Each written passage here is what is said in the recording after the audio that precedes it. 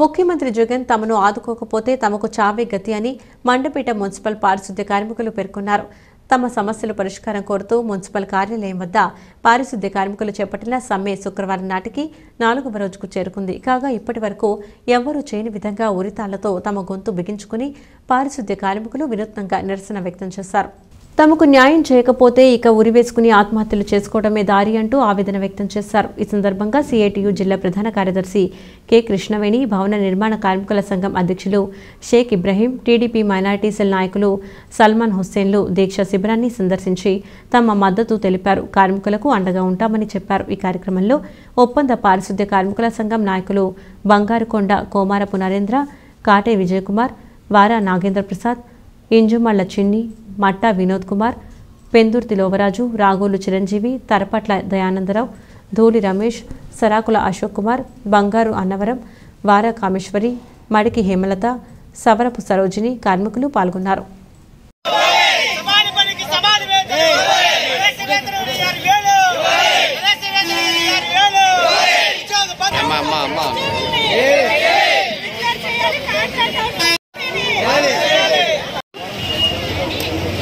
కార్మికుల సమ్మె ప్రారంభించి ఈ రోజుకి 4వ రోజు. మరి రాష్ట్ర ప్రభుత్వం ఎన్నికల ముందు ఏదైతే జగన్మోహన్ రెడ్డి గారు పాదయాత్రల సందర్భంగా హామీ ఇచ్చారో ఆ హామీ అమలు చేయమని చెప్పేసి 4 రోజులుగా ఈ సమ్మె చేస్తా ఉన్నారు.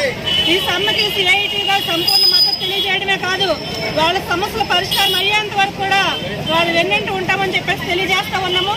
ముఖ్యంగా మున్సిపల్ కార్మికులకి ఎన్నికల ముందు ఈ రోజు పెరుగుతున్న ధరలకు అనుగుణంగా వేతనాలు పెంచాలని, 26,000 రూపాయలు కనీస వేతనం ఇవ్వాలని, అలాగే జగన్మోహన్ రెడ్డి గారు ఇచ్చిన హామీ ఏదైతే పర్మనెంట్ చేస్తానని చెప్పి కాంట్రాక్ట్ అవుట్ సోర్సింగ్ ఉద్యోగులందరినీ పర్మనెంట్ చేస్తామని చెప్పారు.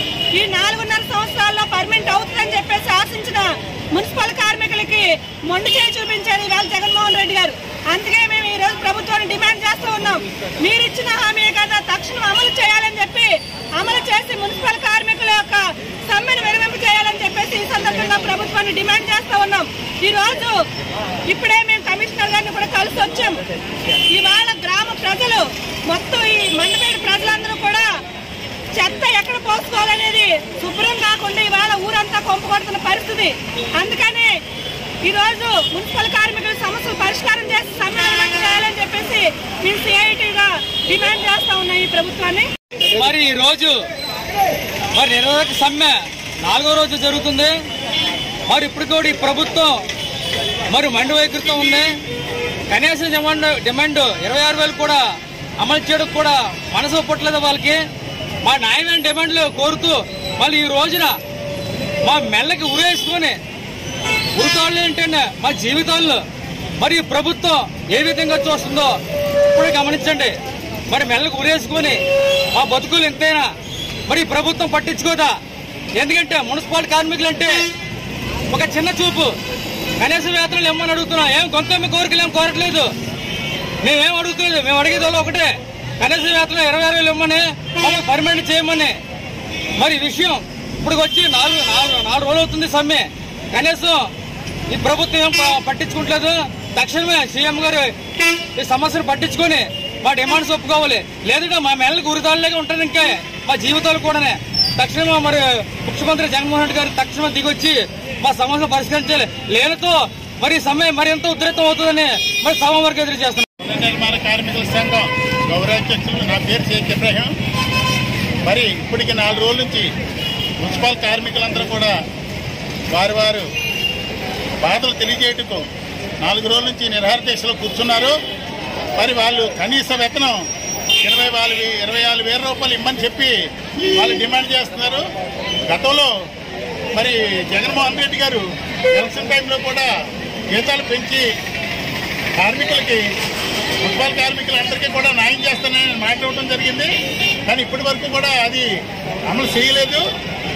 ఈరోజు ఒక మున్సిపల్ కార్మికులంటే వాళ్ళు చేసే పని ఏ వ్యక్తి చేయలేడు. ఎందుకంటే మన పరిశుభ్రత అంటుంటాం. ఆ పరిశుభ్రతకు కార్మికులు ఎంత కృషి చేస్తే పరిశుభ్రతంగా ఉంటుందో మన రాష్ట్రం ఈ గవర్నమెంట్ అర్థం చేసుకుని వాళ్ళకి కనీస వేతనం 26,000 రూపాయలు పెంచి ఇస్తానని చెప్పి వాగ్దానం చేసి వాళ్ళు నిరాహార దీక్షను విరమించేటట్టుగా చేయాలి.